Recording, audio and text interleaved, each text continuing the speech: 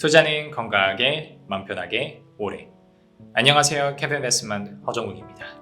오늘은 아마 이 기업을 아시는 분들, 이 기업에 익숙하신 분들이 그렇게 많지 않으실 것 같아요. 한국쉘석유라고 하는 기업에 대해서 정리 드려보도록 하겠습니다. 이게 제가 난데없이 찾아낸 것은 아니고 저도 최근에 강의를 하다가 수강생분께서 질문을 주셨고 같이 스터디를 하면서 되게 재미난 구조를 갖고 있는 기업이라는 걸 알게 됐어요. 그래서 왜 이 기업을 관심을 많이 가지셨냐 제가 여쭤보니까 최근에 2024년도 들어와서 주가 흐름이 되게 괜찮더라고요. 그래서 이 기업 어떤가 가지고 오셨고 같이 공부를 했었던 그런 내용입니다. 화면으로 한번 바로 가실게요.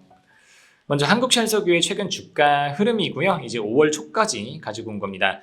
주가 흐름이 상당히 괜찮아요. 2023년 연초에 요거 떨어진 건 배당락으로 떨어졌을 거예요. 연초에 한 22만 원 정도까지 내려갔었다가 27만 원 가까이 올라왔으니까 4개월 동안의 상승분 결코 나쁘지 않다. 굉장히 상당히 만족스러운 수준이다 라고 하는 거고요. 손익계산서로 한번 봤습니다. 2023년도 손익계산서고요. 21년도, 22년도, 23년도예요. 매출 흐름 준수해요. 2,400억, 3,000억, 3,200억 좋습니다. 영업이익도 볼까요? 380억, 350억, 422억 괜찮아요. 그래서 영업이익률 계산해 보니까 15.7%, 11.6%, 13.2%가 나옵니다. 그럼 신기하지 않으세요? 한국쉘석유가 정확히 어떤 사업을 하는 기업인지 제가 말씀드리진 않았지만 어쨌든 뒤에 석유가 붙잖아요. 그럼 석유화학 업체라는 거고 우리나라 지금 현재 경기를 봤을 때 석유화학 업체가 마진을 계속 영업이익을 유지하는 동시에 마진도 두 자릿수가 나온다는 거는 정말 드문 일이거든요. 어려워요. 석유화학은 대부분 영업이익률이 한 자릿수대입니다. 어지간히 고부가 가치가 있지 않는 이상 한 7, 8% 정도 나오면 다행일까요? 규모로 먹고 사는 애들이거든요. 근데 이 한국쉘석유라고 하는 기업은 영업이익률이 3년 내내 두 자릿수를 지키고 있는 그런 엄청난 기업이다라고 하는 걸 아실 수가 있어요. 그래서 제가 너무 신기해서 얘가 도대체 뭘 하길래 이렇게 영업이익이 잘 나올까 해서 보니까 사업보고서예요. 윤활유 파는 기업이에요. 예, 윤활유를 80%를 팝니다. 다 요거 그리스도 사실상 윤활유 베이스거든요. 얘네들이 윤활기유라고 하는 걸 가지고 와서 가공을 해서 윤활유를 팝니다.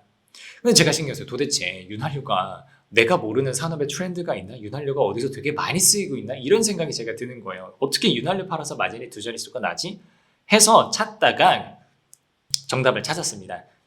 재무제표 주석에 가셔서 특수관계자 거래 내역 쪽을 가보시면 뭐가 보이시냐면 특수관계자, 그러니까 지분관계가 얽혀있거나 계열사거나 이런 친구들이랑 매출 매입이 어떤 거래가 있었는지를 다 공시를 하게 되어 있어요. 자 보세요.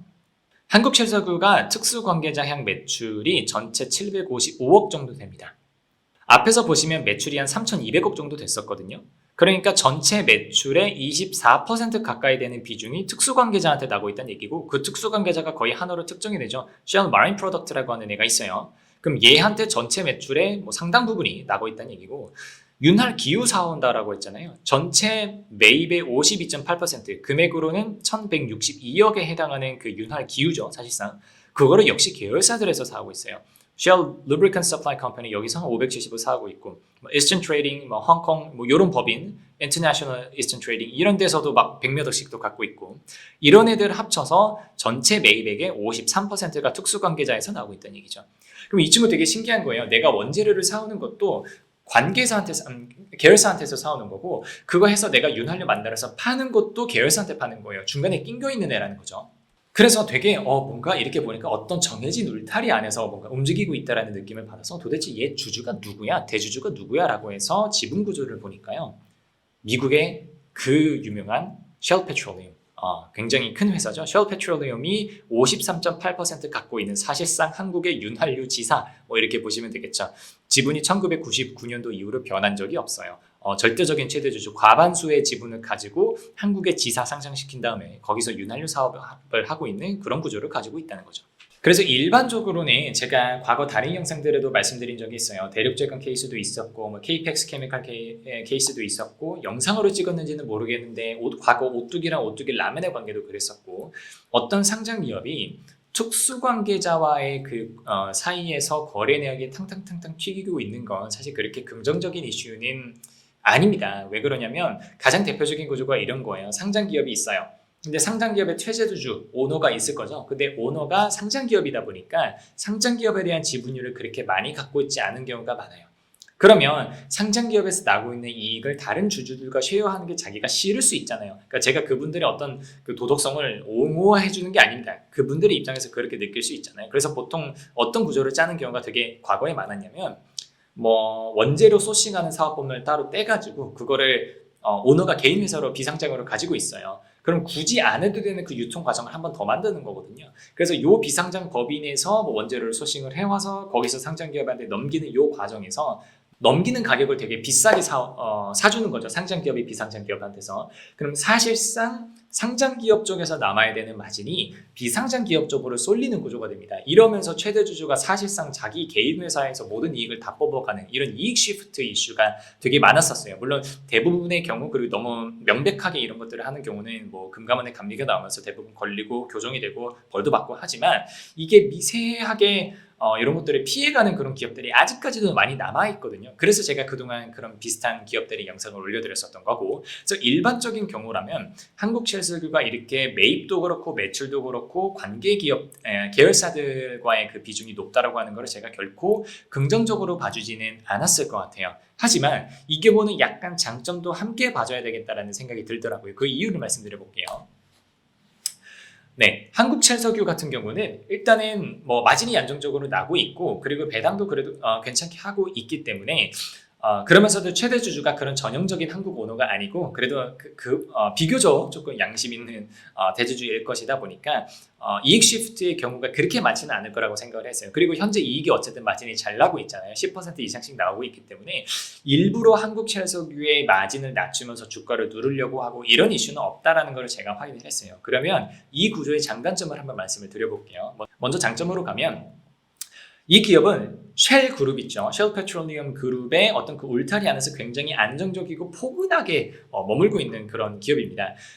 윤활 기유를 수급하는 것도 문제가 없을 거고요. 혹시 외부에 뭔가 문제가 생기더라도 쉘 그룹의 어떤 계열사가 계속해서 뭔가 매출을 발생시켜 줄 수 있는 이런 구조가 있기 때문에 안정적인 실적이 유지될 겁니다.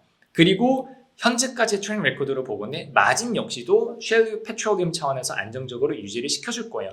그 안에서 뭐 갑자기 마진을 이번에 밀어주자, 내년에는 밀어주자 이러면서 움직일 수 있는 가능성은 그렇게 많지 않다라고 볼 수 있겠습니다. 이거는 장점이에요. 하지만 이 장점이 동시에 단점이 되게 됩니다. 첫 번째로는 밸류체인, 그러니까 저희가 뭐 공급망이라고 표현하셔도 괜찮은데 밸류체인이 완전히 그 모회사, 쉘 페트롤리엄 그룹한테 의존하고 있는 거예요. 이 회사는 쉘 계열사 말고 다른 기업들에 대해서 뭔가 경쟁력을 갖기가 조금 어려울 수 있습니다. 상대적으로 없다는 얘기는 아니에요. 근데 그룹 안에서 내고 있는 매출의 비중이 되게 크기 때문에 그 모회사가 자기를 충분히 케어줄 수 없는 상황이 혹시라도 발생했을 때 이 회사는 갑작스러운 어떤 경쟁력을 잃어버리는 그런 상황이 올 수 있다는 걸 염두를 해두셔야 되고요. 두 번째가 이제 방금 말씀드렸던 거랑 비슷한 맥락이죠. 만에 하나 전체 글로벌 쉘 페트롤리엄 그룹에 문제가 생겼어요. 그래서 자기네들이 살기 위해서 뭐 외부 지사들, 해외에 있는 지사들을 정리를 해야 돼요. 그러면 그게 한국철석유가 딱 지나갈 수 있는 문제점이 되겠죠. 모회사 쪽에서 문제가 생겨서 지배구조차 안에서 자기가 어떻게 보면 희생을 감내해야 되는 그런 상황이 올 수도 있다는 거. 그래서 수강생 분께는 굳이 이 기업을 안 사셔도 될 것 같다라고 하는 피드백을 드렸어요. 이게 이 장점들에도 불구하고 저는 오른쪽에 있는 이 단점을 조금 더 크게 보긴 하거든요. 언제 어떤 일이 생길지 모르고 뭐 가뜩이나 한국철석유가 뭐 그나마 재료가 있고 모멘텀이 있어서 뭐 주가 변동을 통해서 트레이딩을 해볼 수 있는 기업이었다면 그래 한번 해보세요 라고 말씀을 드렸을 것 같은데 되게 점잖은 기업이에요. 주가가 그렇게 막 많이 변동성 있게 움직이지도 않습니다. 그래서 이런 애들한테 투자가 들어갔다가 물려있는 상황에서 오른쪽에 단점으로 언급드린 부분들이 현실화가 되는 상황에서는 정말 대책 없이 당할 수 있는 무조건 손절을 쳐야 되는 그런 슬픈 구조가 될 수가 있거든요. 그래서 조금 투자는 지양하시는 게 좋지 않을까라고 수강생분들께도 말씀드렸고 오늘 영상을 통해서도 이런 구조에 대해서는 조금 신중하게 보셔야 되지 않을까라는 말씀 전달드리겠습니다. 오늘 강의가 도움이 되었기를 바라고요. 여기까지 하겠습니다. 감사합니다.